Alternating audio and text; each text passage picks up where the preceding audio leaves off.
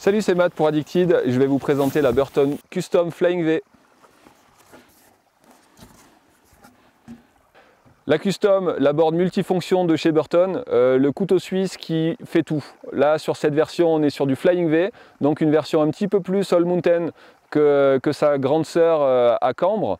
On va avoir une planche du coup qui est un petit peu plus polyvalente finalement, un peu moins incisive, un peu moins accrocheuse, un peu moins radicale que la Custom peut être. Par contre, un côté un petit peu plus joueur et un petit peu plus tolérant.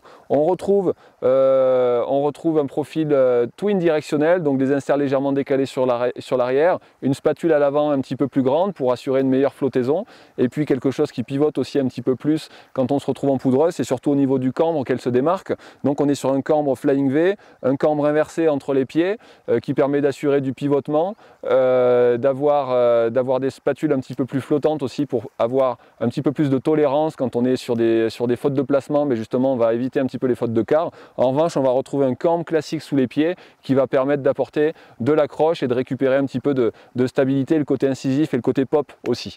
On va retrouver enfin des zones de rocker en spatule, toujours pour les mêmes raisons, c'est-à-dire apporter de la flottaison en poudreuse et aussi le côté permissif en freestyle quand on fait du snowpark, etc.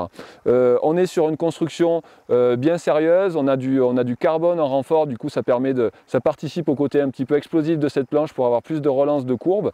Voilà, donc vous êtes à la recherche d'une board passe-partout, un petit peu plus joueuse que la version à cambre qui est plus sérieuse finalement.